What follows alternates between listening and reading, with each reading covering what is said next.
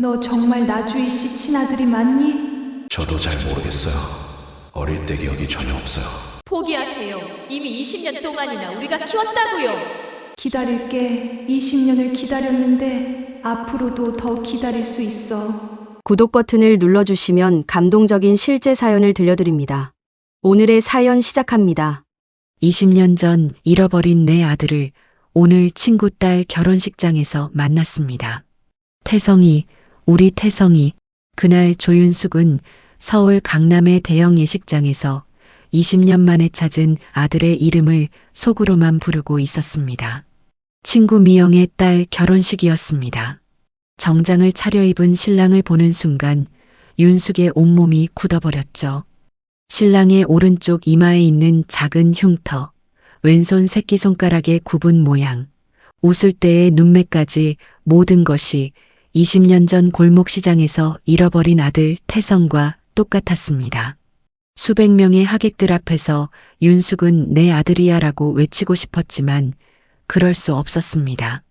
20년 동안 매일 새벽 거리를 헤매며 전단지를 돌리고 전국의 경찰서에 전화를 걸며 찾아다녔던 아들이 지금 친구의 사위가 되어가는 순간이었습니다. 그날 윤숙은 깨달았습니다. 운명이 얼마나 잔인한 장난을 칠 수 있는지. 하지만 그 순간 윤숙의 핸드백 안에는 아직 꺼내지 않은 20년 된 사진 한 장이 들어 있었습니다. 5살 태성의 생일 사진이었죠. 이 사진이 모든 진실을 밝혀낼 열쇠가 될 줄은 그때 윤숙도 몰랐습니다. 20년 만의 재회는 이 가족의 삶을 어떻게 바꾸어 놓았을까요? 친구의 사위가 된 아들과의 관계는 어떻게 풀어나갔을까요?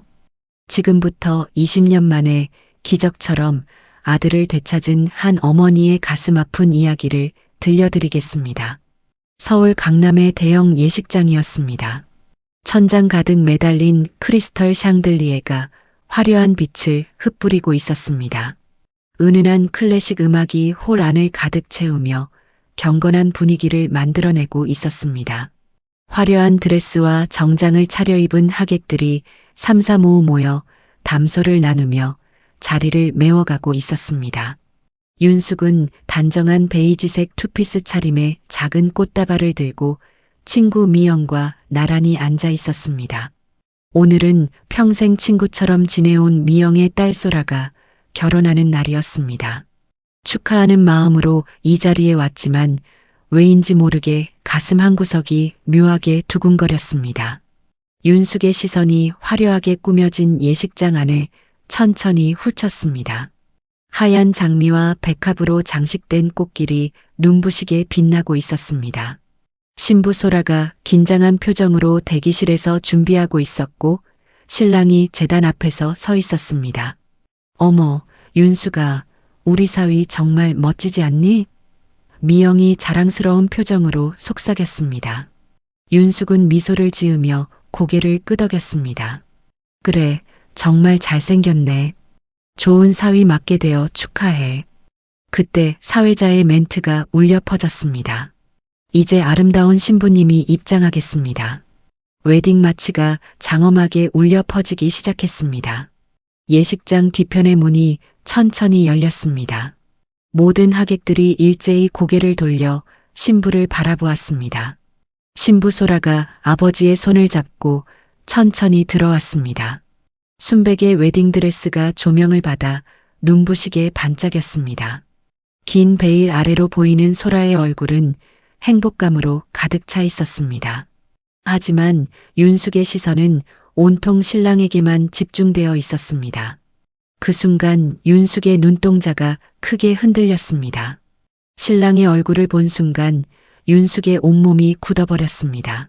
심장이 미친 듯이 뛰기 시작했습니다. 신랑의 오른쪽 이마에 있는 작은 흉터가 윤숙의 시선을 사로잡았습니다. 그리고 박수를 치는 왼손 새끼손가락의 굽은 모양까지. 저 얼굴, 저 흉터. 윤숙의 입술이 파르르 떨렸습니다. 숨이 막혀왔습니다. 가슴이 쿵하고 내려앉는 것 같았습니다. 그건 20년 전 골목시장에서 잃어버린 아들 태성에게 있던 흔적과 너무나도 똑같았습니다. 태성이 4살 때 넘어져서 생긴 이마의 흉터, 태어날 때부터 있던 새끼손가락의 기형, 모든 것이 일치했습니다. 윤숙의 머릿속이 하얗게 변했습니다.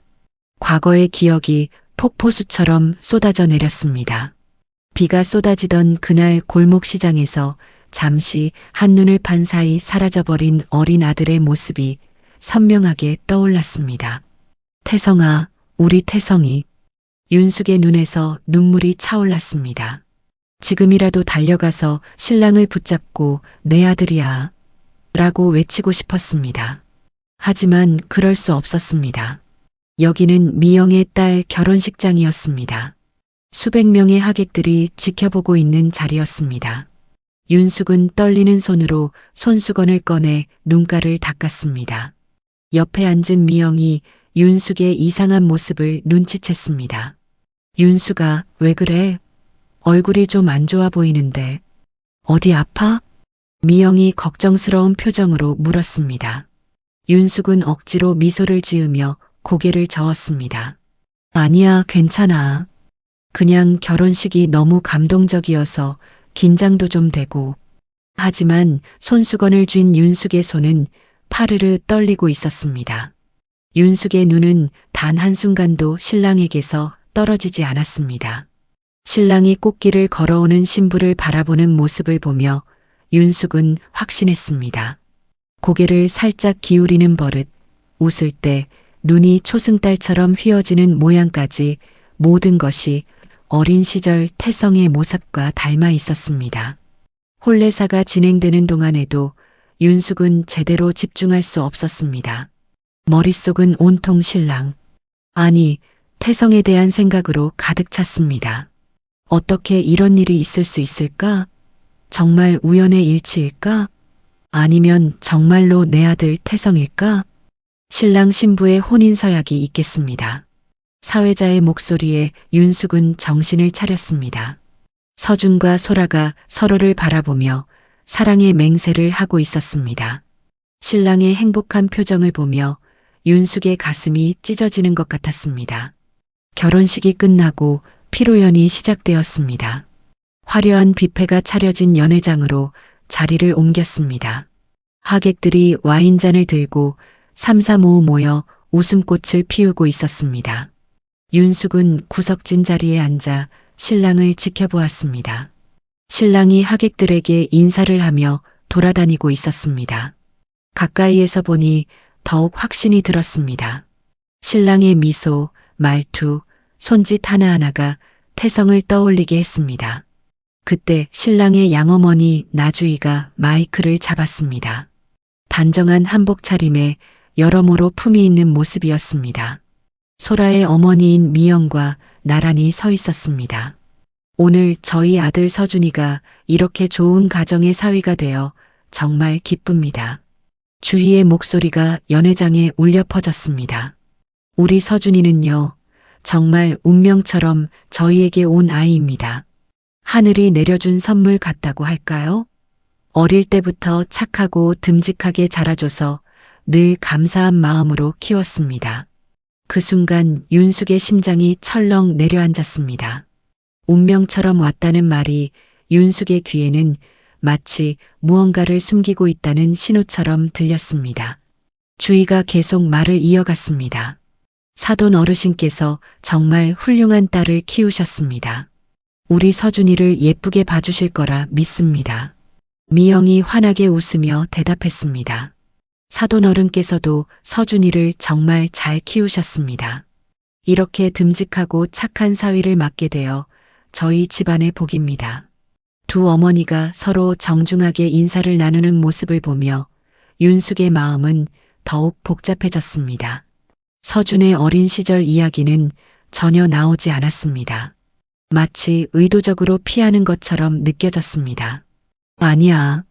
운명이 아니야. 그건 내 아이였어. 내 태성이었어. 윤숙의 마음속에서 절규가 터져나왔습니다. 하지만 겉으로는 아무 내색도 할 수 없었습니다. 주위의 음악 소리와 웃음소리가 점점 멀어졌습니다.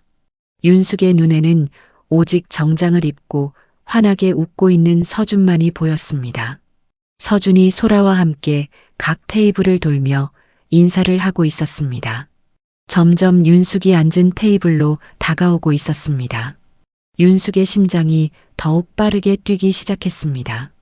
드디어 서준이 윤숙 앞에 섰습니다. 어머님 와주셔서 감사합니다. 장모님 친구분이라고 들었어요. 서준이 정중히 인사했습니다.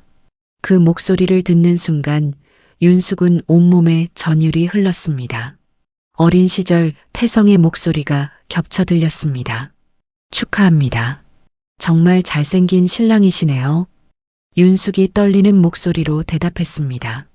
서준과 눈이 마주친 순간 윤숙은 확신했습니다. 저 맑은 눈동자, 저 따뜻한 미소, 분명히 자신의 아들 태성이었습니다. 앞으로 우리 소라 잘 돌봐주고 행복하게 살아요. 윤숙이 간신히 말을 이어갔습니다. 서준이 밝게 웃으며 고개를 끄덕였습니다. 네, 감사합니다. 어머님도 건강하세요.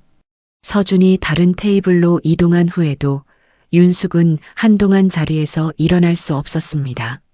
20년 만에 아들을 만났지만 아들이라고 부를 수 없는 이 상황이 너무나 잔인했습니다. 미영이 윤숙의 어깨를 두드렸습니다. 윤숙아, 정말 괜찮아? 안색이 너무 안 좋은데. 응, 괜찮아. 조금 어지러워서 그래. 화장실 좀 다녀올게. 윤숙은 비틀거리며 자리에서 일어났습니다. 화장실로 가는 복도에서 윤숙은 벽에 기대어 숨을 고르려 했습니다. 눈물이 주르륵 흘러내렸습니다. 태성아, 엄마야. 엄마가 여기 있어. 윤숙은 소리 없이 흐느꼈습니다. 20년 전 골목시장에서 사라진 아들이 이렇게 가까이 있다는 사실이 믿기지 않았습니다. 그리고 동시에 아들을 알아보지 못하고 다른 사람의 아들로 키워진 것이 너무나 가슴 아팠습니다. 이제 서준은 미영의 사위가 되었습니다. 윤숙에게는 더욱 가까우면서도 먼 존재가 되어버린 것이었습니다. 2005년 여름이었습니다. 그의 여름은 유난히 더웠습니다. 기상청 발표로는 50년 만에 기록적인 폭염이었습니다. 윤숙은 그날도 회사에서 야근을 하다가 겨우 빠져나왔습니다. 5살배기 아들 태성이 혼자 집에서 기다리고 있을 생각에 마음이 급했습니다. 엄마, 오늘은 시장 가는 날이야. 집에 도착하자마자 태성이 현관문에 달려나왔습니다. 작은 가방을 이미 메고 있었습니다. 윤숙은 피곤한 몸을 이끌고도 아들의 밝은 얼굴을 보니 미소가 지어졌습니다. 그래, 엄마가 약속했지. 더워도 가기로 했으니까. 윤숙은 아들의 작은 손을 꼭 잡았습니다. 그 손은 따뜻하고 부드러웠습니다. 골목시장까지 가는 버스 안에서 태성은 계속 제잘거렸습니다. 붕어빵 얘기, 유치원 친구들 얘기, 그리고 엄마와 함께 사고 싶은 것들에 대한 이야기였습니다. 골목시장에 도착했을 때 해는 이미 저물어가고 있었습니다. 퇴근 시간이라 사람들로 북적였습니다. 어머 태성아, 많이 컸네. 시장 아주머니들이 태성을 보며 반가워했습니다. 하지만 태성은 엄마 뒤로 숨었습니다. 윤숙은 아들의 손을 잡고 익숙한 가게들을 돌며 장을 봤습니다. 그때였습니다. 갑자기 윤숙의 핸드폰이 울렸습니다. 회사에서 온 전화였습니다. 서류 문제로 긴급히 확인이 필요하다는 내용이었습니다. 윤숙은 잠시 망설였습니다. 태성을 보니 붕어빵 가게 앞에서 맛있게 먹고 있었습니다. 태성아, 엄마가 잠깐 전화 좀 받을게. 여기서 꼼짝 말고 있어. 네, 엄마. 태성이 고개를 끄덕였습니다. 윤숙은 소음을 피해 근처 골목으로 이동했습니다. 전화를 받으면서 가방에서 서류를 꺼내 확인하기 시작했습니다. 잘 보이지 않는 숫자들을 확인하며 읽어주는데 정신이 팔렸습니다. 전화가 끝나고 고개를 들었을 때 태성이 있던 자리가 텅 비어 있었습니다. 태성아, 윤숙의 목소리가 떨렸습니다. 붕어빵 가게 주변을 둘러봤지만 아이의 모습은 보이지 않았습니다. 태성이, 우리 태성이. 시장 소음 속에서 윤숙의 절규가 울려 퍼졌습니다. 상인들이 달려왔습니다. 미아 안내방송도 했습니다. 시장 관리사무소 직원들이 곳곳을 뒤지기 시작했습니다. 1시간, 2시간이 지났습니다. 해가 지고 어둠이 깔렸습니다. 시장은 여전히 사람들로 붐볐지만 태성은 보이지 않았습니다. 윤숙은 목이 쉬도록 아들의 이름을 불렀습니다. 온몸이 땀에 젖었지만 느낄 수조차 없었습니다. 경찰이 도착했습니다. 형사들이 윤숙에게 차분하게 질문했습니다. 아이가 마지막으로 입었던 옷이 어떻게 되나요? 파란색 반팔에 검은색 반바지, 왼손 새끼손가락이 조금 굽어 있어요. 윤숙은 울먹이며 대답했습니다. 형사가 조심스럽게 말을 이었습니다. 실종 시간이 길어질수록 수색이 어려워집니다. 혹시 아이를 데려갈 만한 사람이 있나요? 없어요. 아무도 없어요. 윤숙은 절규했습니다. 남편과는 태성이 태어나기 전에 이혼했고 친정 부모님도 모두 돌아가신 상태였습니다. 세상에는 윤숙과 태성 단 둘뿐이었습니다. 그날 밤은 경찰서에서 보냈습니다. 진술서를 쓰고 또 썼습니다. 태성의 사진을 수십 장 복사했습니다. 다음 날부터 윤숙의 삶은 완전히 바뀌었습니다. 회사는 그만뒀습니다. 매일 거리로 나가 전단지를 돌렸습니다. 방송국을 찾아다니며 사연을 호소했습니다. 전국의 고아원과 보육시설에 전화를 걸었습니다. 아이를 찾는다는 글을 쉼없이 썼습니다. 우리 태성이를 찾습니다. 5살, 키 105cm, 오른쪽 이마에 작은 흉터, 왼손 새끼손가락 기형 같은 문구를 수천 번, 수만 번 반복했습니다. 목격자 제보가 가끔 들어왔지만 모두 헛수고였습니다. 비슷한 아이였을 뿐 태성이 아니었습니다. 1년이 지났습니다. 경찰은 수사를 사실상 종결했습니다. 단서가 없다는 이유였습니다. 2년이 지났습니다. 주변 사람들이 하나둘 떠났습니다. 윤숙이 미쳤다고 수군거렸습니다. 3년이 지났습니다. 저축은 바닥났고 전세집에서 월세방으로 옮겼습니다. 하지만 윤숙은 포기하지 않았습니다. 낮에는 편의점 아르바이트를 하고 밤에는 전단지를 만들었습니다. 6살, 7살, 8살. 매년 새로운 전단지를 만들었습니다. 10년이 지났을 때 윤숙은 작은 분식집을 차렸습니다. 생계를 유지하면서도 아들을 찾을 수 있는 유일한 방법이었습니다. 가게 유리창에는 항상 태성의 사진이 붙어 있었습니다. 혹시 이 아이 보신 적 있으세요? 손님들에게 매번 물었습니다. 대부분은 고개를 저었습니다. 일부는 동정 어린 눈빛을 보냈습니다. 그래도 윤숙은 물었습니다.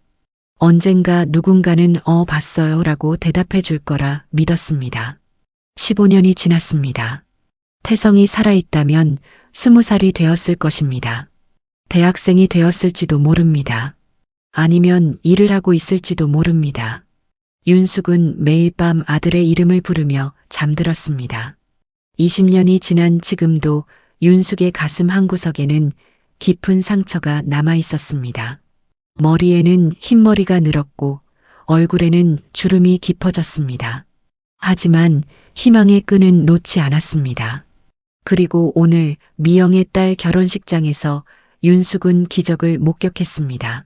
정장을 입은 신랑 서준의 얼굴에서 잃어버린 아들 태성을 발견한 것이었습니다. 오른쪽 이마에 작은 흉터, 왼손 새끼손가락의 구분 모양, 고개를 기울이는 습관, 웃을 때의 눈매까지 모든 것이 일치했습니다. 20년이라는 세월이 무색할 만큼 선명했습니다. 윤숙의 온몸이 떨렸습니다. 당장이라도 달려가 확인하고 싶었습니다. 하지만 그럴 수 없었습니다.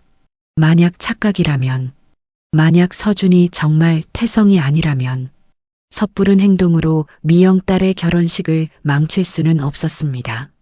피로연이 끝나갈 무렵 윤숙은 결심했습니다. 직접 확인하지 않고는 견딜 수 없었습니다. 하지만 신중해야 했습니다. 20년을 기다린 만큼 조금 더 기다릴 수 있었습니다. 집으로 돌아온 윤숙은 밤새 잠을 이루지 못했습니다. 서준의 얼굴이 계속 떠올랐습니다. 분명 태성이었습니다. 엄마의 직감은 틀리지 않았습니다. 다음 날 아침 윤숙은 미영에게 전화를 걸었습니다. 평소처럼 자연스럽게 안부를 묻다가 조심스럽게 물었습니다. 미영아, 너희 사위는 원래 집이 어느 쪽이래? 아, 강남 쪽이야. 부모님이 다 좋은 분들이시더라. 윤숙의 가슴이 뛰기 시작했습니다. 더 자세한 정보가 필요했습니다. 하지만 너무 많이 캐물으면 의심받을 수 있었습니다. 참 듬직하더라.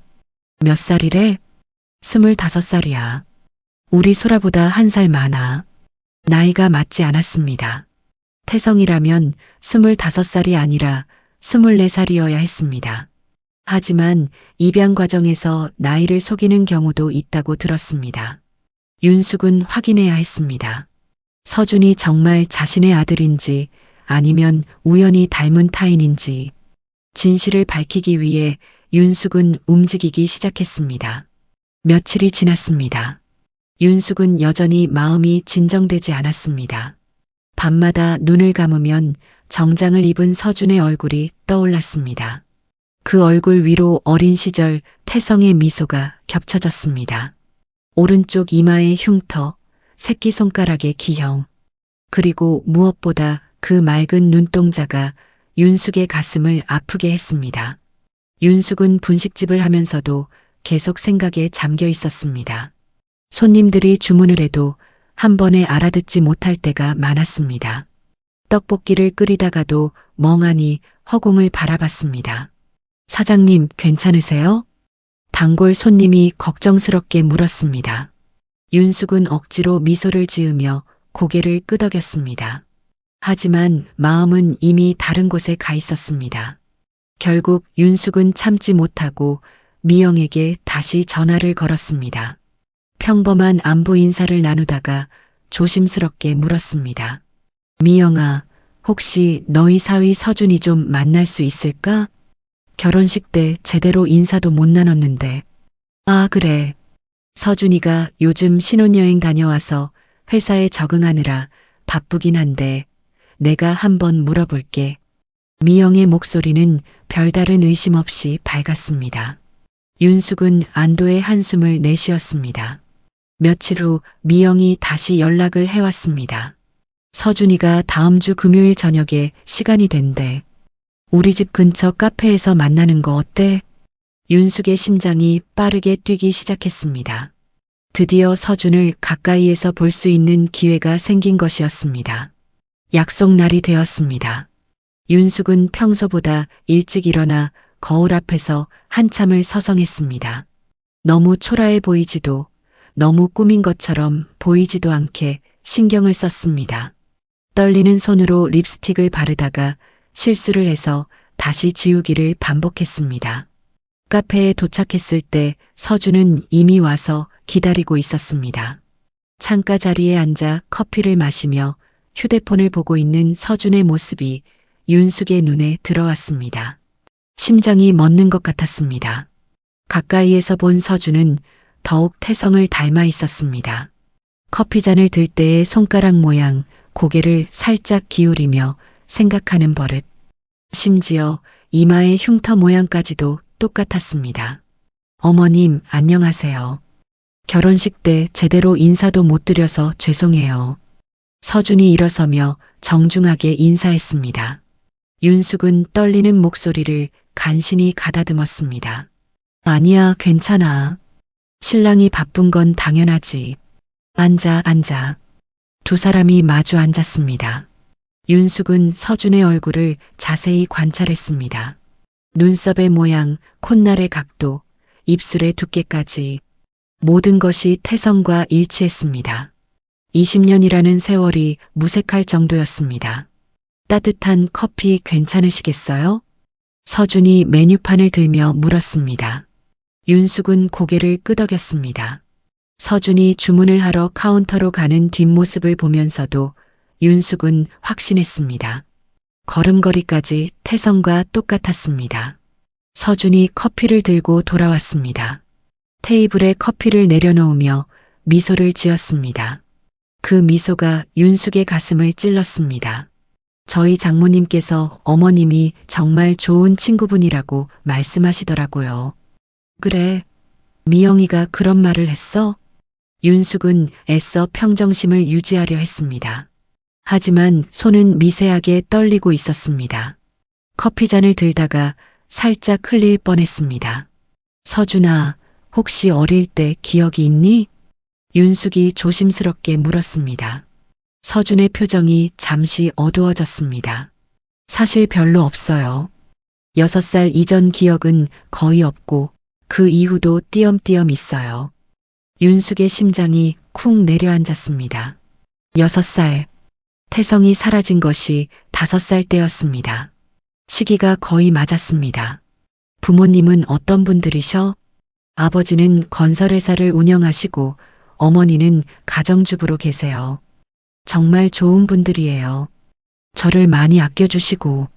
서준이 부모님 이야기를 하는 동안 윤숙은 귀에 깊게 들었습니다. 하지만 서준의 말에는 어딘가 외운 듯한 느낌이 있었습니다. 진짜 감정이 느껴지지 않았습니다. 혹시 입양된 건 아니지? 윤숙이 갑작스럽게 물었습니다.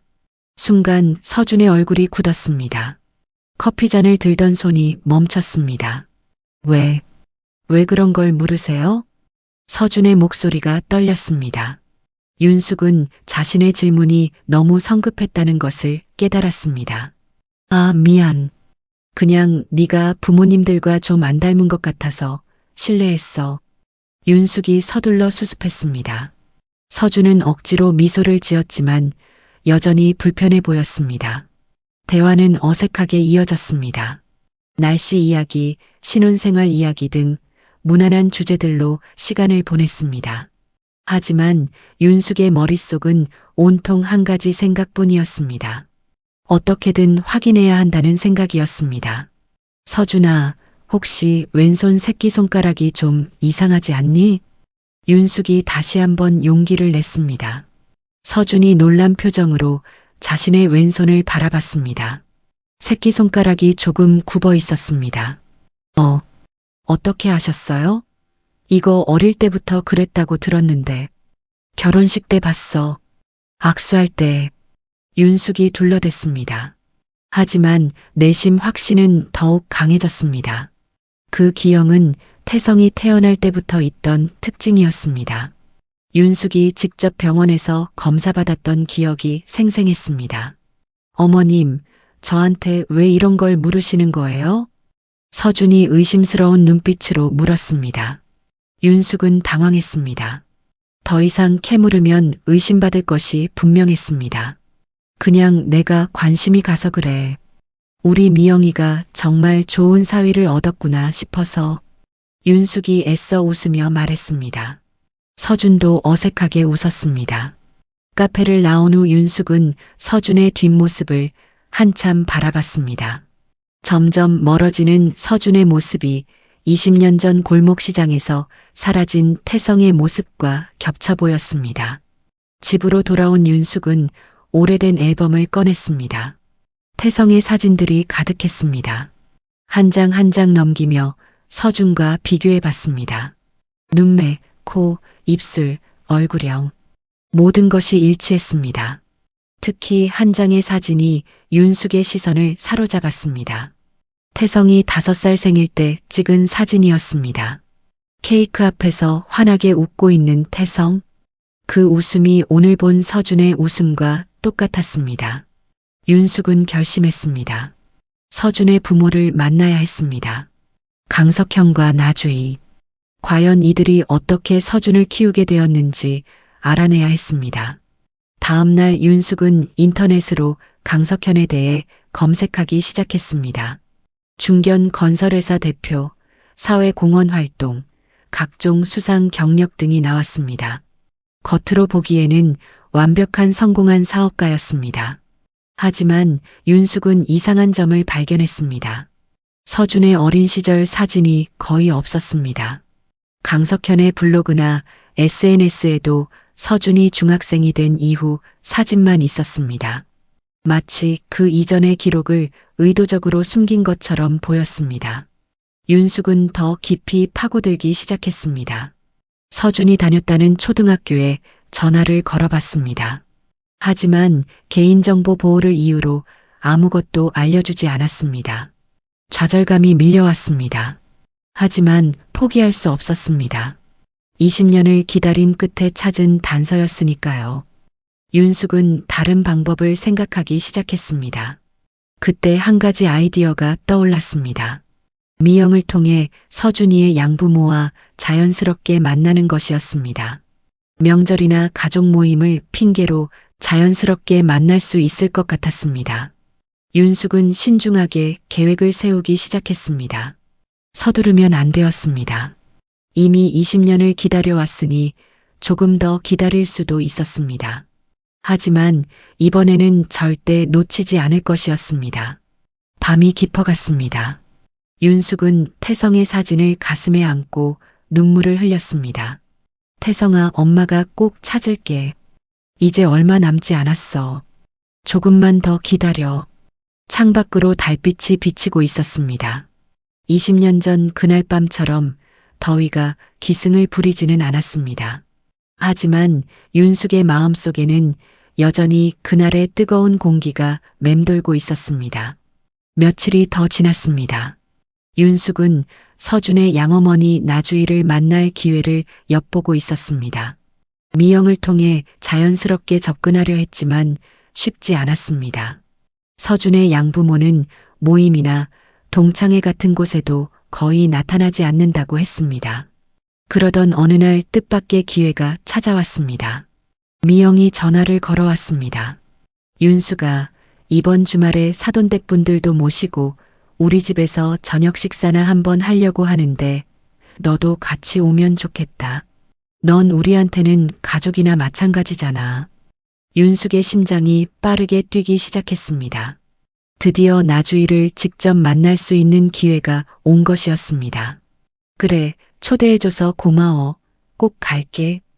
윤숙은 떨리는 목소리를 간신히 가다듬으며 대답했습니다. 주말이 되었습니다. 윤숙은 미영의 집으로 향했습니다. 현관문을 열고 들어서니 거실에 여러 사람이 모여 있었습니다. 그 중에서도 단정한 원피스를 입은 중년 여성이 눈에 띄었습니다. 나주희였습니다. 가까이에서 본 나주희는 우아하고 품위 있는 인상이었습니다. 하지만 윤숙은 나주희의 눈빛에서 묘한 불안감을 읽을 수 있었습니다. 무언가를 숨기고 있는 사람의 눈빛이었습니다. 안녕하세요. 미영이 친구 조윤숙입니다. 윤숙이 정중하게 인사했습니다. 나주희도 미소를 지으며 인사를 받았습니다. 결혼식 때 뵙던 분이시군요. 반갑습니다. 저희 사돈 어른이 가족같이 생각하시는 분이라고 말씀하시더라고요. 모임은 화기애애하게 진행되었습니다. 차를 마시며 이런저런 이야기를 나눴습니다. 윤숙은 계속해서 나주희를 관찰했습니다. 서준이가 참 듬직하더라고요. 어떻게 그렇게 잘 키우셨어요? 윤숙이 나주희에게 물었습니다. 순간 나주희의 표정이 미세하게 굳어지는 것을 윤숙은 놓치지 않았습니다. 그냥 저절로 잘 자란 것 같아요. 워낙 착한 아이라서. 나주희의 대답은 어딘가 모호했습니다. 구체적인 이야기를 피하려는 것처럼 들렸습니다. 어릴 때부터 듬직했겠네요. 사진 좀 보여주실 수 있으세요? 윤숙이 더 파고들었습니다. 나주희의 얼굴이 더욱 어두워졌습니다. 어릴 때 사진은 이사하면서 많이 잃어버렸어요. 거짓말이었습니다. 윤숙은 직감적으로 알 수 있었습니다. 부모라면 자식의 어린 시절 사진을 그렇게 쉽게 잃어버릴 리 없었습니다. 모임이 끝나갈 무렵 윤숙은 용기를 내어 나주희에게 다가갔습니다. 저 서준이에 대해 여쭤보고 싶은 게 있어서요. 무슨 일 때문에 그러신 거죠? 나주희의 목소리가 차가워졌습니다. 경계심이 가득한 눈빛이었습니다. 혹시 서준이가 입양된 아이인가요? 윤숙의 직접적인 질문에 나주희의 얼굴이 하얗게 질렸습니다. 손에 들고 있던 찻잔이 덜컥 흔들렸습니다. 무슨 말씀을 하시는 거예요? 서준이가 제 잃어버린 아들과 너무 닮아서요. 20년 전에 잃어버린, 그만하세요. 나주희가 갑자기 소리를 질렀습니다. 거실에 있던 모든 사람이 놀라서 둘을 바라봤습니다. 죄송합니다. 갑자기 몸이 안 좋아서 먼저 가봐야겠어요. 나주희는 서둘러 자리에서 일어났습니다. 핸드백을 집어들고 거의 도망치듯 미영의 집을 나갔습니다. 미영이 놀란 표정으로 윤숙에게 다가왔습니다. 윤숙아, 무슨 일이야? 왜 갑자기? 미안. 내가 실수한 것 같아. 윤숙은 둘러댔지만 마음속으로는 확신이 들었습니다. 나주희의 반응이 모든 것을 말해주고 있었습니다. 서준은 입양아가 맞았습니다. 그리고 아마도 자신의 아들 태성일 가능성이 높았습니다. 집으로 돌아온 윤숙은 다음 계획을 세우기 시작했습니다.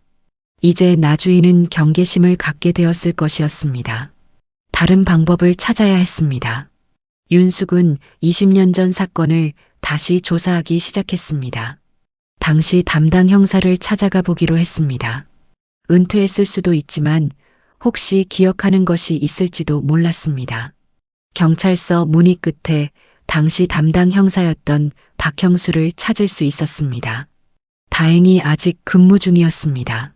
계급은 경감으로 올라가 있었습니다. 20년 전 골목시장 실종 사건이요? 아, 기억나네요. 그때 정말 열심히 찾았는데. 박형수는 윤숙을 보며 안타까운 표정을 지었습니다. 혹시 그때 이상한 점은 없었나요? 목격자나 CCTV 같은. CCTV는 당시에 많지 않았고 시장이라 화질도 좋지 않았어요. 목격자도 명확하지 않았고. 다만 박형수가 잠시 말을 멈췄습니다. 무언가 생각나는 듯 했습니다. 다만 뭐요? 윤숙이 다급하게 물었습니다. 그때 한 가지 제보가 있었어요. 어떤 부부가 아이를 데리고 가는 걸 봤다고. 하지만 확인해 보니 그 부부는 자기 아이를 데리고 간 거라고 해서 더 이상 조사하지 않았죠. 윤숙의 온몸에 전율이 흘렀습니다. 그 부부가 강석현과 나주희일 수도 있었습니다. 혹시 그때 그 부부의 이름이나 연락처를 알고 계세요? 20년 전 일이라 기록을 찾아봐야 할 텐데 아마도 어려울 것 같네요. 박형수는 미안한 표정을 지었습니다. 하지만 윤숙에게는 중요한 단서였습니다. 윤숙은 다시 서준을 만나기로 했습니다. 이번에는 직접적으로 물어볼 생각이었습니다. 더 이상 돌려 말할 시간이 없었습니다.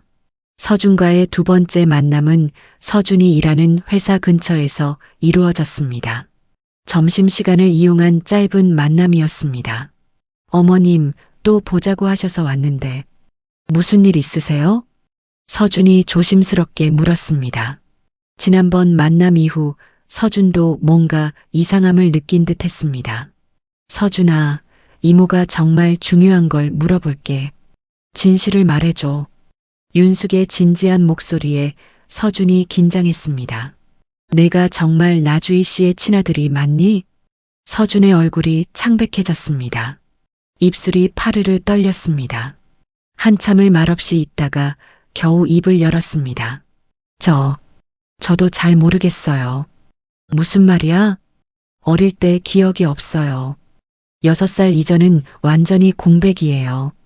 부모님은 제가 아파서 기억을 잃었다고 하시는데 서준의 눈에 눈물이 맺혔습니다. 가끔 꿈을 꿔요. 더운 여름날 북적이는 시장, 그리고 누군가가 저를 부르는 소리. 윤숙의 심장이 미친 듯이 뛰었습니다. 서준이 기억하고 있었습니다. 무의식 속에 그날의 기억이 남아 있었던 것이었습니다. 그 목소리가 엄마 목소리 같아요. 하지만 지금 엄마 목소리는 아니에요. 서준이 혼란스러운 표정으로 말했습니다. 윤숙은 더 이상 참을 수 없었습니다.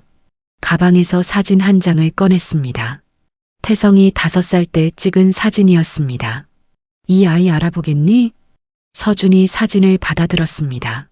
사진을 본 순간 서준의 눈에서 눈물이 주르륵 흘러내렸습니다. 이 아이가 누구예요? 너야. 네가 5살 때야.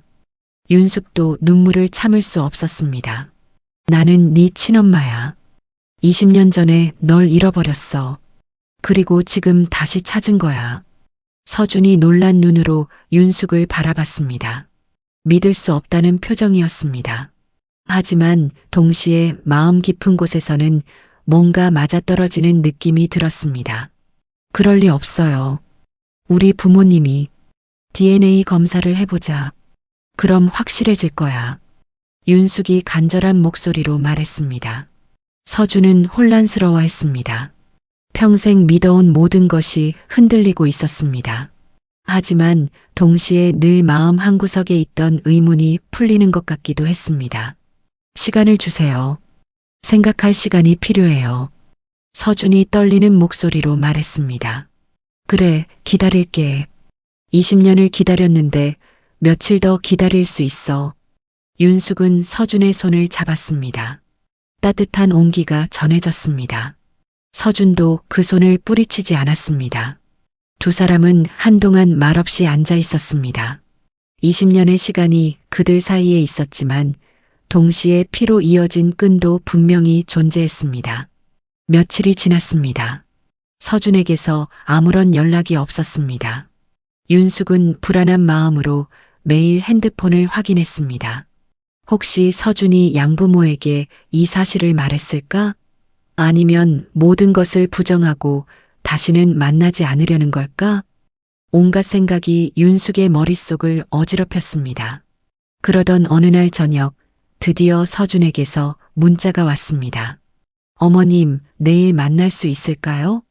드릴 말씀이 있어서요. 윤숙의 손이 떨렸습니다. 문자를 여러 번 읽어봤습니다. 서준이 어떤 결정을 내렸을지 알 수 없었습니다. 기대와 두려움이 동시에 밀려왔습니다. 다음 날 약속 장소인 한강공원에 도착했을 때 서준은 이미 와서 벤치에 앉아 있었습니다. 며칠 사이에 많이 수척해진 모습이었습니다.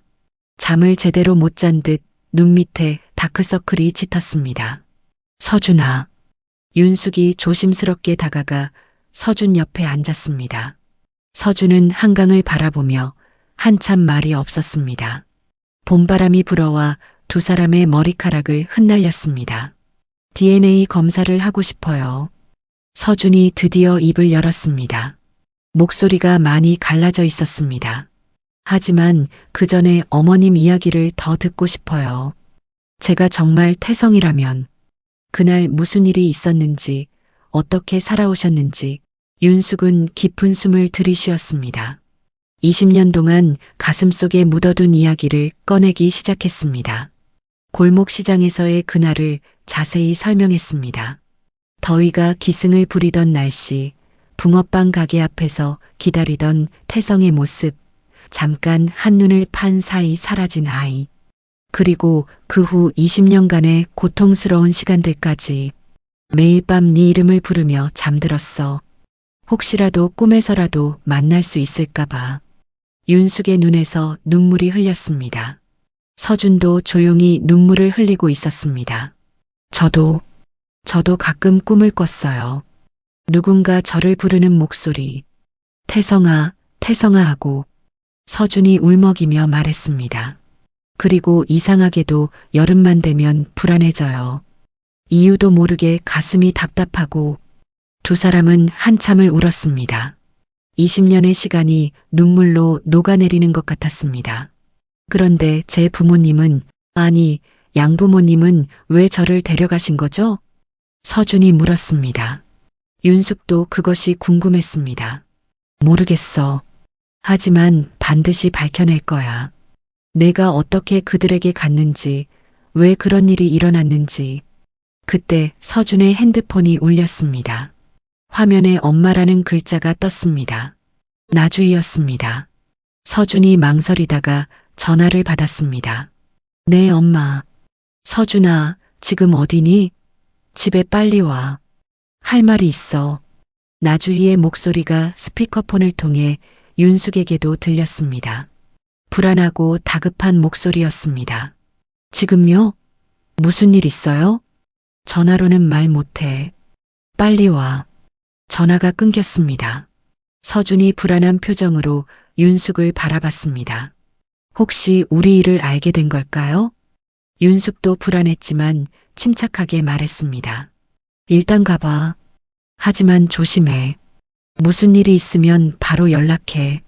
서준이 떠난 후 윤숙은 불안한 마음으로 집으로 돌아왔습니다. 무언가 큰 일이 일어날 것 같은 예감이 들었습니다. 그날 밤 서준에게서 전화가 왔습니다. 울먹이는 목소리였습니다. 어머님, 아니 엄마. 서준이 처음으로 윤숙을 엄마라고 불렀습니다. 윤숙의 가슴이 뛰었습니다. 무슨 일이야? 괜찮니? 양부모님이 모든 걸 털어놓으셨어요. 윤숙은 숨을 멈췄습니다. 드디어 진실이 밝혀지는 순간이었습니다. 서준의 설명이 이어졌습니다. 나주희와 강석현은 결혼 후 10년 동안 아이가 없었다고 했습니다. 병원을 전전했지만 임신이 되지 않았고 입양을 생각하던 중이었다고 했습니다. 그날 골목시장에 갔다가 저를 봤대요. 혼자서 울고 있는 저를. 서준의 목소리가 떨렸습니다. 처음에는 부모를 찾아주려고 하셨대요. 하지만 1시간이 지나도 아무도 오지 않았고 나주희는 그것이 운명이라 생각했다고 합니다. 불임으로 고통받던 강석현과 나주희는 결국 길을 잃은 아이를 맡게 되었고 그 과정에서 병원 행정 착오와 작은 조작들이 겹쳐치며 법적으로 친자로 등록된 것입니다. 그들은 운명처럼 아이를 맡게 되었다고 믿으면서 진심으로 키워왔습니다. 나는 너를 버린 적 없어. 잠깐 한눈을 판 사이에 사라진 거야. 경찰에 신고했고 20년 동안 찾아다녔어. 서준이도 울고 있었습니다. 알아요. 알아요. 제가 버려진 아이가 아니란 걸. 엄마가 저를 찾았다는 걸. 그날 밤 윤숙은 참을 수 없었습니다. 당장 강석현과 나주희를 찾아가 따지고 싶었습니다. 하지만 서준을 생각해서 참았습니다. 이제 막 진실을 알게 된 서준에게 더 큰 충격을 주고 싶지 않았습니다. 다음 날 윤숙과 서준은 병원에서 DNA 검사를 받았습니다. 결과가 나오기까지 일주일이 걸린다고 했습니다. 하지만 두 사람은 이미 알고 있었습니다. 검사 결과가 어떻게 나올지를. 엄마, 저 많이 변했죠? 이제 더 이상 그때의 귀여운 태성이가 아니죠? 서준이 윤숙의 손을 잡으며 물었습니다. 아니야. 더 멋있어졌어. 훨씬 더. 윤숙은 서준을 꼭 안았습니다. 20년 만의 포옹이었습니다. 따뜻한 체온이 전해졌습니다. 골목시장에서 잃어버렸던 그 작은 손의 온기가 다시 돌아온 것이었습니다. 그런데 엄마, 소라한테는 뭐라고 얘기해야 할지 모르겠어요. 장모님한테는요? 서준이 걱정스럽게 물었습니다. 윤숙도 그것이 걱정이었습니다. 이 사실이 알려지면 많은 것이 바뀔 것이었습니다. 차근차근 해결해 나가자. 20년을 기다렸는데 조금 더 신중해도 돼. 하지만 일은 예상과 다르게 흘러갔습니다. 며칠 후 나주희가 윤숙을 찾아왔습니다. 윤숙의 분식집 앞에 검은색 승용차가 멈췄습니다. 나주희가 선글라스를 쓴 채 내렸습니다. 우리 얘기 좀 해요. 나주희의 목소리는 차가웠습니다. 윤숙은 가게 문을 닫고 나주희를 안으로 들였습니다. 서준이를 포기하세요. 나주희가 단도직입적으로 말했습니다. 무슨 소리예요? 내 아들을 포기하라니? 20년 동안 우리가 키웠어요. 법적으로도 우리 아들이고 정서적으로도 우리 아들이에요. 나주희의 목소리에는 절박함이 묻어났습니다. 당신들이 내 아들을 훔쳐갔어요. 증거 있어요? 우리는 버려진 아이를 거둔 거예요. 거짓말. 윤숙이 소리쳤습니다. 분노가 치밀어 올랐습니다. 좋아요. 그럼 법적으로 해결하죠. 하지만 그러면 서준이가 가장 힘들어질 거예요. 나주희의 말에 윤숙이 멈칫했습니다. 맞는 말이었습니다. 이번 일로 서준이가 가장 큰 피해를 볼 것이라는 생각이 들었습니다. 그리고 서준이는 앞으로 자기 아버지의 회사를 물려받을 사람이에요. 그것도 포기하게 하실 생각이세요? 나주희가 비수를 꽂았습니다. 윤숙의 얼굴이 창백해졌습니다. 서준이의 미래를 생각하니 머리가 복잡해졌습니다. 하지만 그래도 서준이는 내 아들이에요. 윤숙의 목소리가 떨렸습니다. 알아요. 하지만 지금 서준이에게 필요한 건 평온한 삶과 보장된 미래예요. 당신이 정말 서준이를 사랑한다면 서준이의 앞날을 생각해 주세요. 나주희가 자리에서 일어났습니다. 생각해 보세요. 무엇이 서준이를 위한 길인지. 나주희가 떠난 후 윤숙은 한참을 멍하니 앉아 있었습니다. 20년 만에 찾은 아들. 하지만 이제 와서 서준의 삶을 뒤흔들 권리가 자신에게 있는 걸까? 고민이 깊어졌습니다. DNA 검사 결과가 나오는 날이었습니다.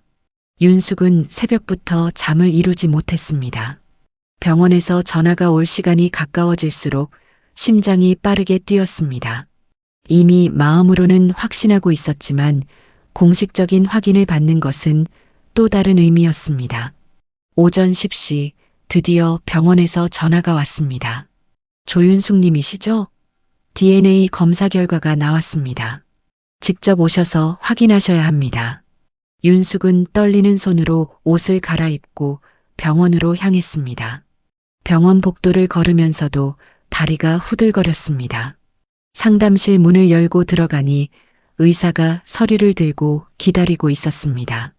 검사 결과 99.999% 확률로 모자 관계가 맞습니다. 순간 윤숙의 눈에서 눈물이 쏟아졌습니다. 20년의 기다림이 끝난 순간이었습니다. 종이 한 장이 증명하는 진실이었지만 그것은 윤숙에게 세상 전부와 같았습니다. 병원을 나와 서준에게 전화를 걸었습니다. 서준아. 아니, 태성아. 결과 나왔어. 너는 정말 내 아들이야. 전화기 너머로 서준의 흐느끼는 소리가 들렸습니다. 엄마. 진짜 엄마. 그날 오후 윤숙과 서준은 다시 한강공원에서 만났습니다. 서준은 윤숙을 보자마자 품에 안겼습니다. 두 사람은 한참을 끌어안고 울었습니다. 엄마, 이제 어떻게 해야 해요? 서준이 물었습니다. 윤숙도 고민이었습니다. 나주희의 말이 계속 머릿속에 맴돌았습니다. 서준의 현재 삶을 생각하면 조심스러워야 했습니다. 일단 소라에게는 말해야 하지 않을까? 윤숙이 조심스럽게 말했습니다. 서준의 얼굴이 어두워졌습니다. 장모님은 이미 엄마 친구잖아요. 이 사실을 알면 복잡한 상황이었습니다. 서준은 이제 미영의 사위였고 윤숙은 미영의 오랜 친구였습니다. 이 관계가 어떻게 정리될지 예측할 수 없었습니다. 며칠 후 서준은 결국 소라에게 모든 것을 털어놓기로 했습니다. 신혼집에서 소라가 퇴근하기를 기다렸습니다. 저녁을 먹고 난 후 서준은 떨리는 목소리로 말을 꺼냈습니다. 여보, 할 말이 있어. 무슨 일이야? 표정이 심각한데. 소라가 걱정스럽게 물었습니다. 서준은 처음부터 끝까지 모든 이야기를 했습니다. 자신이 입양하라는 것, 친엄마가 윤숙이라는 것, 그리고 20년 전 골목시장에서 실종되었다는 것까지. 소라는 충격을 받은 표정이었습니다. 한참을 말없이 있다가 겨우 입을 열었습니다. 그럼 우리 엄마 친구가 네 친엄마라는 거야? 응. 이거 정말 드라마 같은 일이네. 소라는 혼란스러워했지만 서준의 손을 꼭 잡았습니다. 힘들었겠다. 혼자 고민했구나. 미안해. 더 일찍 말했어야 했는데. 미안할 게 뭐 있어? 네 잘못이 아니잖아. 소라의 따뜻한 말에 서준은 눈물을 흘렸습니다. 다음 날 서준과 소라는 미영을 찾아갔습니다. 미영은 사위 부부의 갑작스러운 방문에 기뻐했지만 두 사람의 심각한 표정을 보고 무언가 큰 일이 있음을 직감했습니다. 엄마, 충격받지 마시고 들어보세요. 소라가 조심스럽게 말을 시작했습니다. 미영은 서준의 이야기를 듣고 입을 다물지 못했습니다. 믿을 수 없다는 표정이었습니다. 그럼 윤숙이가 네 친엄마라고? 네, 어머니. 서준이 고개를 숙이며 대답했습니다. 미영은 한참을 침묵하다가 갑자기 자리에서 일어났습니다. 윤숙이 어디 있니? 당장 만나야겠어. 미영의 반응은 예상과 달랐습니다. 화를 낼 줄 알았는데 오히려 윤숙을 걱정하는 것 같았습니다. 20년을 그렇게 찾아다녔구나. 그 고통이 얼마나 컸을까? 미영의 눈에 눈물이 맺혔습니다. 그날 저녁 미영의 주선으로 모든 사람이 한자리에 모였습니다. 윤숙, 서준, 소라, 미영, 그리고 서준의 양부모인 강석형과 나주희까지. 처음에는 어색하고 긴장된 분위기였습니다. 특히 윤숙과 나주희 사이에는 차가운 기류가 흘렀습니다. 먼저 사과드립니다. 뜻밖에도 강석현이 먼저 입을 열었습니다. 20년 전 저희가 큰 착각을 했다고 해도 제대로 확인하지 않고 데려간 것은 변명의 여지가 없습니다. 강석현이 윤숙에게 깊이 고개를 숙였습니다. 나주희도 마지못해 고개를 숙였습니다. 하지만 나주희가 고개를 들며 말했습니다. 20년 동안 정말 내 아들처럼 키웠습니다. 서준이가 아프면 밤을 새워 간병했고 기쁜 일이 있으면 함께 기뻐했습니다. 그것만은 알아주세요. 윤숙의 마음이 복잡했습니다. 분노와 감사가 동시에 존재했습니다. 자신의 아들을 빼앗아간 사람들이지만 동시에 태성을 서준으로 잘 키워준 사람들이기도 했습니다. 저도 할 말이 있습니다. 서준이 입을 열었습니다. 저는 두 분 모두 제 부모님이라고 생각해요. 낳아주신 엄마, 키워주신 부모님, 모두 소중해요. 서준의 말에 모두가 침묵했습니다. 그래서 가능하다면 모두와 잘 지내고 싶어요. 엄마도 만나고 양부모님과도 계속 연락하고. 미영이 서준의 손을 잡았습니다. 그래, 그게 좋겠다. 이미 일어난 일을 되돌릴 수는 없잖아. 앞으로를 생각해야지. 미영의 중재로 분위기가 조금씩 누그러졌습니다. 한 가지 제안이 있어요. 소라가 말했습니다.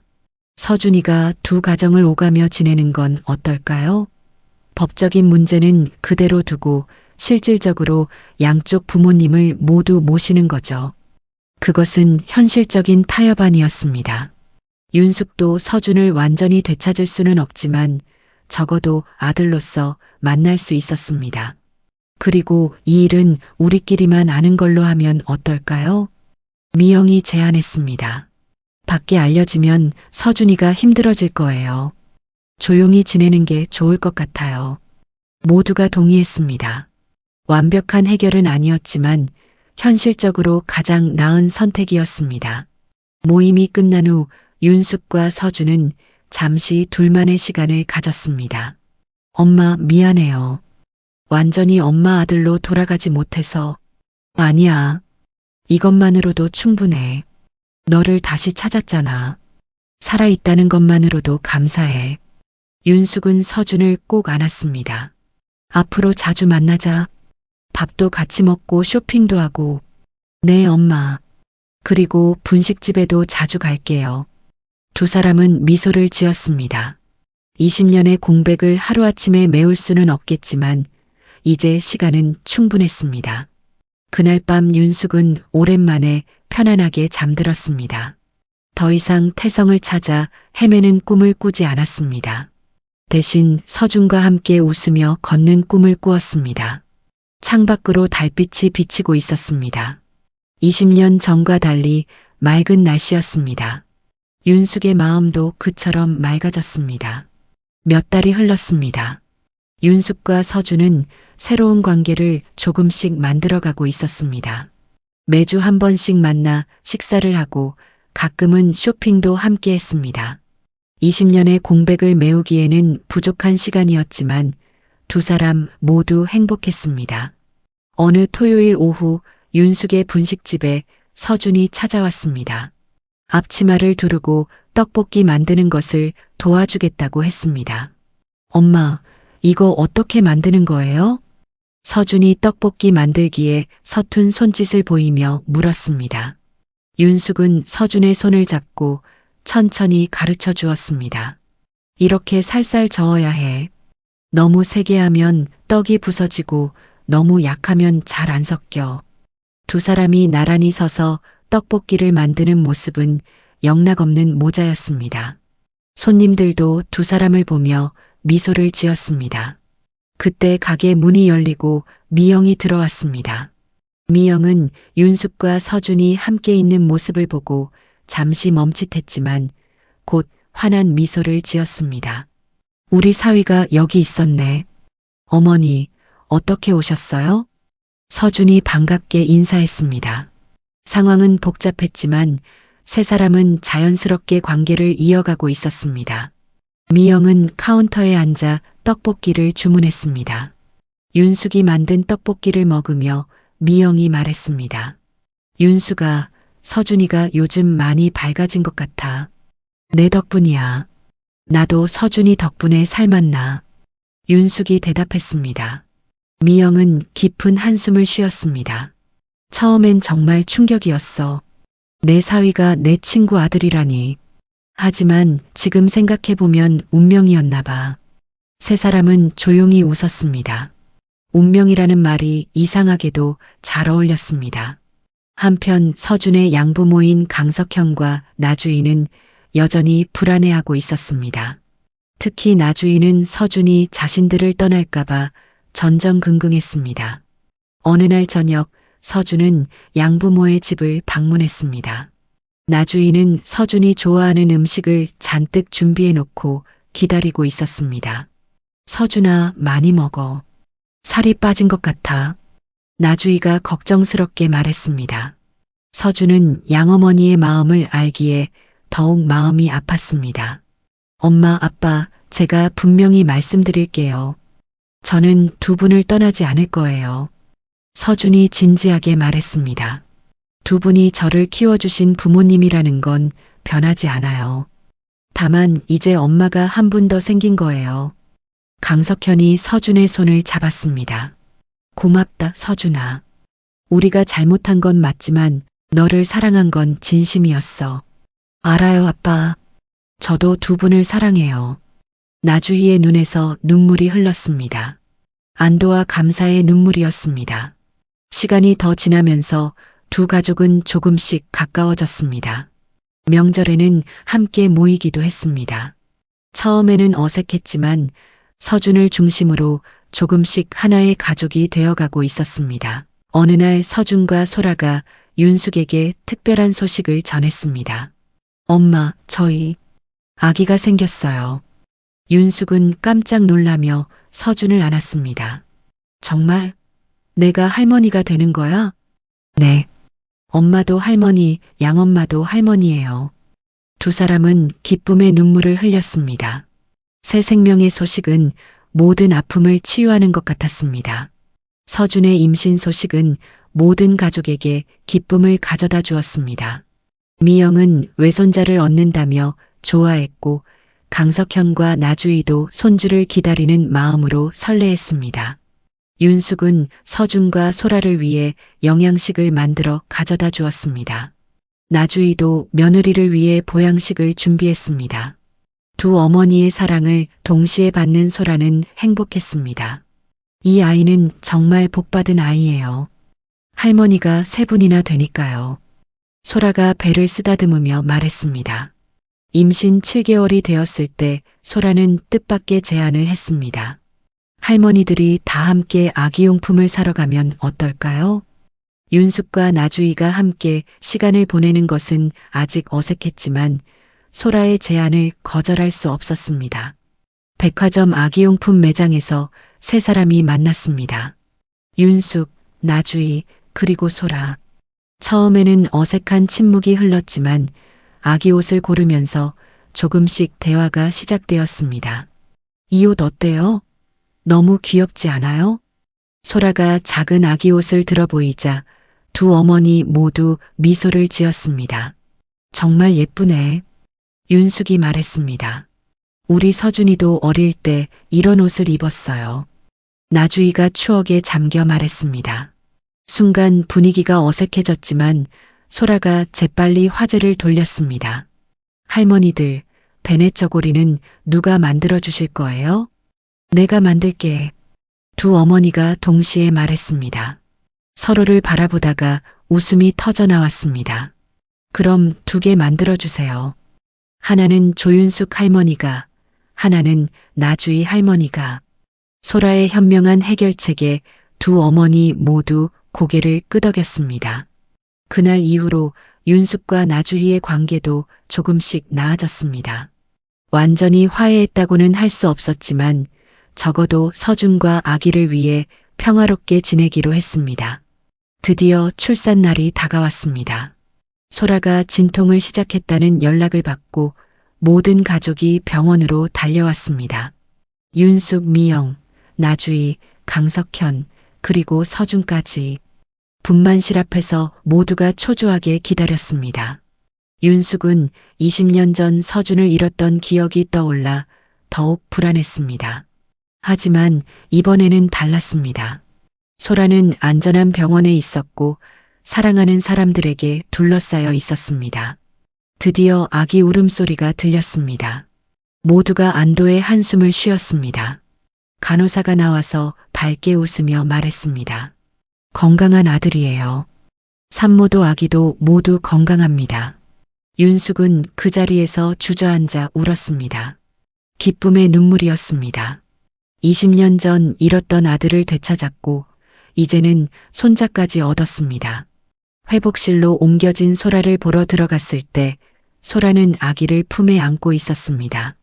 작고 연약한 생명이었지만 그 존재가 모든 것을 치유하는 것 같았습니다. 엄마, 제 아들이에요. 이름은 태윤이라고 지었어요. 태윤이? 태성의 태, 윤숙의 윤. 아빠와 할머니를 이어주는 이름이에요. 윤숙은 또다시 눈물을 흘렸습니다. 서준이 자신을 잊지 않고 기억해주고 있다는 것이 감사했습니다. 예쁘다. 정말 예쁘다. 윤숙이 손자를 조심스럽게 안았습니다. 작은 손가락이 윤숙의 손가락을 꼭 잡았습니다. 그 작은 손의 온기가 모든 상처를 녹이는 것 같았습니다. 나주희도 다가와서 말했습니다. 윤숙 씨, 이제 우리도 진짜 가족이 된 거네요. 그러게요. 두 할머니는 서로를 바라보며 미소를 지었습니다. 과거의 앙금이 완전히 사라진 것은 아니었지만 새로운 생명 앞에서 모든 것이 작아 보였습니다. 병원을 나서며 윤숙은 하늘을 올려다봤습니다. 20년 전 그날처럼 더위가 기승을 부리지 않는 맑은 날이었습니다. 구름 한 점 없는 파란 하늘이 펼쳐져 있었습니다. 모든 것이 제자리를 찾은 것 같았습니다. 비록 20년이라는 시간을 돌아왔지만 결국 가족은 다시 만났습니다. 그리고 이제는 더 큰 가족이 되었습니다. 윤숙은 걸으며 중얼거렸습니다. 태성아, 아니 서준아, 엄마가 너를 찾아서 정말 다행이야. 앞으로도 행복하게 살자.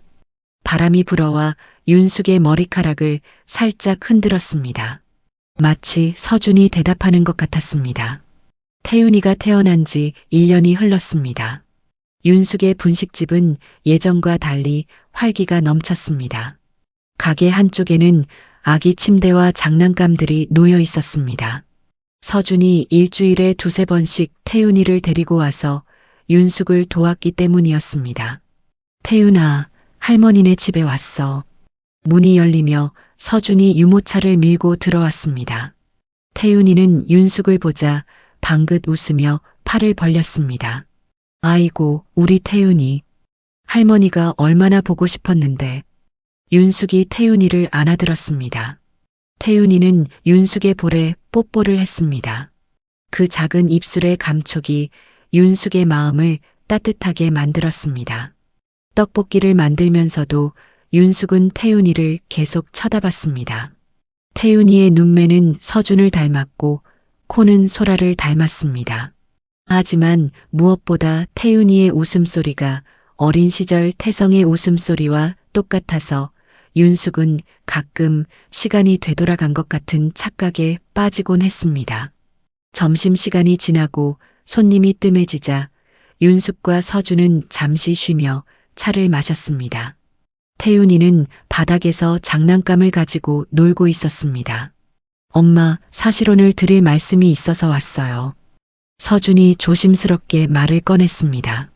무슨 일인데? 제가 해외 발령을 받았어요. 2년간 싱가포르에 가야 해요. 윤숙의 얼굴이 굳어졌습니다. 이제 막 되찾은 아들과 또 헤어져야 한다는 생각에 가슴이 아팠습니다. 그래서 엄마도 같이 가시면 어떨까 해서요. 뭐라고? 윤숙이 놀라서 물었습니다. 엄마, 분식집은 잠시 접고 저희랑 같이 싱가포르에 가요. 태윤이도 엄마가 필요하고 저도 엄마가 옆에 있으면 마음이 놓일 것 같아요. 윤숙은 예상치 못한 제안에 당황했습니다. 한국을 떠난다는 것은 생각해 본 적이 없었습니다. 양부모님은 뭐라고 하셔? 아빠는 사업 때문에 못 가시고 엄마만 가끔 놀러 오시기로 했어요. 서준이 윤숙의 손을 잡았습니다. 엄마, 20년을 떨어져 있었잖아요. 이제는 같이 있고 싶어요. 윤숙의 눈에 눈물이 맺혔습니다. 아들의 진심이 느껴졌습니다. 며칠 후 윤숙은 미영을 만났습니다. 오랜 친구에게 이 소식을 전하기 위해서였습니다. 싱가포르에 간다고? 미영이 놀라서 물었습니다. 서준이가 같이 가자고 해서. 잘 됐네. 정말 잘 됐어. 미영이 윤숙의 손을 잡았습니다. 20년 동안 혼자 고생했잖아. 이제는 아들이랑 행복하게 살아. 나도 가끔 놀러 갈게. 미영의 축복을 받은 윤숙은 마음이 한결 가벼워졌습니다.